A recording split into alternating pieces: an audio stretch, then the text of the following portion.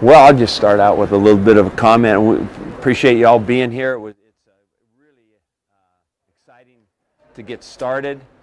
Um, it, we've been going at it within the off-season program since, sometime in January, but it really feels like also right now the start of a 2017 team, and so we were really, with a lot of newness. It's very exciting to get started with this group. I mentioned the other day that two major things to keep an eye on are, the 3-4 defense and the installation of the front, and the new coaching staff involved, and then of course the quarterbacking as we get going. And I thought today that one of the things, the enthusiasm for the play, I think the initial installation of everything, I think that was all good. I think that, frankly, the quarterbacks operated pretty confidently with what we were doing. It's sometimes it can be a lot sloppier than that on the first day, and I thought it was pretty good. I thought it was pretty clean, and the operation of everything was pretty good. So it was a good start, and love the enthusiasm for the team. I love the work of the defensive coaches, just watching them work all the way through the deal. It was exciting to me. Mike, this is the first chance we've seen Coach Diaco in person coaching. How would you describe his enthusiasm out there? I think that his enthusiasm was a lot like the interview. That was not surprising to me. I've seen him also talk to the team since he's been here, and I'm serious about the basically our first meeting, and the interview process. It was very enthusiastic. He has an enthusiasm in his teaching that is contagious, and I knew, I'll just go back to it, I knew his resume, I knew what he'd accomplished, but the thing that was really exciting to me was the interview and how he basically taught football. And so what you saw today was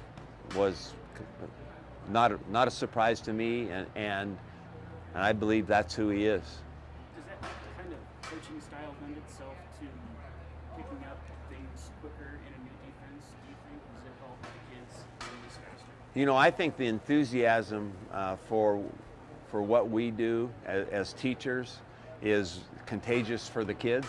I mean, if you have enthusiasm for what you're doing, you have a chance to get a response of enthusiasm. I think that with that has to come a good progression of teaching.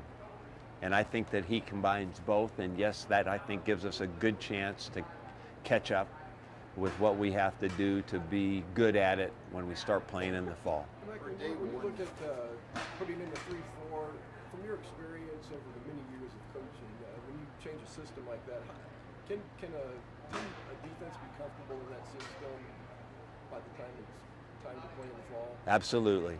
I think that I think that each the thing that we all see is a big picture of what the 3-4 looks like. What a player sees is his initial job within that picture. So it's not what a defensive end on the short side of the field in our defense does right now is not totally different, at least responsibility-wise, from what a defensive tackle does in the 4-3 that's playing a 3 technique. This guy aligns a little wider, gap responsibility is basically the same. How he plays, he might be taught a little bit differently, but there isn't that vastness of difference that we all see in the big picture of the front and how it fits with the coverages and the multiple blitzing. Does that make sense? Yeah.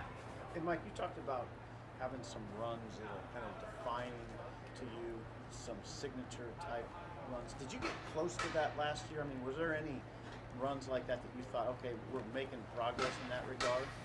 Well, I would say that our 2 top runs from a year ago basically involved what would be an inside zone or or kind of a play off of the inside zone, which is a divide play with the tight end. You know how he looks like he's trapping, but it's a zone play. That would have been somewhat of a signature play. And then for us, a year ago with Tommy, it was the quarterback keeping the ball off of that zone play. So that was as close as we came, I think, to having that. Excuse me. Mike, with the quarterbacks, how pleased were you just day one? Usually day one guys don't look as crisp in a lot of areas like these guys do. You know, I think that that's probably the thing that might have stood out the most in our initial first day with brand new quarterbacks that have not started. You know, it was now it was pretty well defined coverage-wise what they were going to see, so nothing surprised them today necessarily. But I think just in general handling it, and I'm thinking, I'm hopeful because I want to continue it, that the work we did with Patrick and Tanner on every Sunday during the season, which was pretty extensive. They probably got an average of 20 to 25 plays in a scrimmage, individual period, one-on-one. Some work that we got with them every Sunday. I wanted to see how it played out to today, what that meant to them the first day of spring practice. Would they come into spring practice with that work every Sunday as their game day during the year? Would that pay off as far as their comfort today, opening day of spring ball? I think what we saw was pretty comfortable guys. They made some plays. They made mostly right reads. They were fairly efficient in how it all looked. So, I think that it worked. Bare bones, when you go look at tape this first game, what are you looking for most with those guys? You're kind of reviewing their days. I think that probably the number one thing is throwing to the right person. The coverage was very limited today, but against that coverage, are they throwing to the right guy in that route? And then did they complete it? We're looking for consistent production. We need to now, without a running quarterback, we need to be a high percentage passing team. We need to complete passes. So guys have to catch, they have to be in the right place, they have to get open, and the quarterback has to have enough time to throw it to him. Mike, does he need to put on some weight? Oh yeah, and that's the funny thing about Tristan. That's what he is. But he's already done that since he's been here, and he will be fine when he is expected to play. You think about that. He should still be in high school right now. So. How polished is he though for his age level? What's that? His pure skills. How polished is he for this stage? He's got a great release. He's a football junkie. None of this stuff surprises him. He loves it. He loves to talk about cover two. This is what it looks like. All that stuff. It is very good. Saw quite a few wide receivers today. Quite a few did for the run. Didn't see Keyshawn Johnson. It looked like he had his helmet. Keyshawn has been. It's a long story, but he has been ill since he's been here. He was ill before he got here. He is getting better. We expect him to be fine eventually. We hope he could maybe get some practice in after spring break. What type of illness does he have? Pardon? What type of illness is it? Well, it's kind of a long story, and I don't know if I want to get into the whole deal, but he had an appendicitis, appendectomy before Christmas that symptoms have lingered since then, and he's gone backwards a number of times before he even came, and then when he came it wasn't any better, so it's been ongoing for a couple of months. So we were very worried about him, still are a little bit, but he has gotten a lot better. He is running now. I'm hopeful he could get a little work in, but we're not going to push it. Did you guys actually flip a coin to see who would go first? Yes, we actually did. Who won? Tanner lost. We do that every day for every practice, or No, I think now we'll start a rotation. Yeah. Anything else? Assuming your offensive linemen are all fully recovered from last year, how will that affect your ability to run outside, get to the edge? Well, we hope to have continuity. With the guys that we have now healthy and back and what it looks like, we hope it does nothing but get better, and we get working together, we get the chemistry going, and we establish a good solid running game with some identity. I think all those things are important. But staying healthy with a group would be a good thing. Gerald Foster was talking about how a coach idea during winter conditioning was a group of 11 leaders.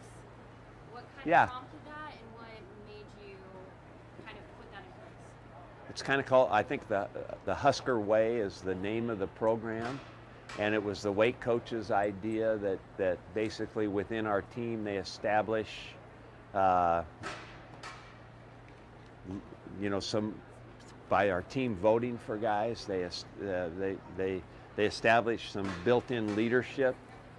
I think we had them pick 10 guys as captains, maybe 11 captains, voted on by the team. So basically the top vote getters at 11 different positions. They then drafted the team to form teams, and they keep points in all the areas of their life, whether it's academics, going to class, going to study hall.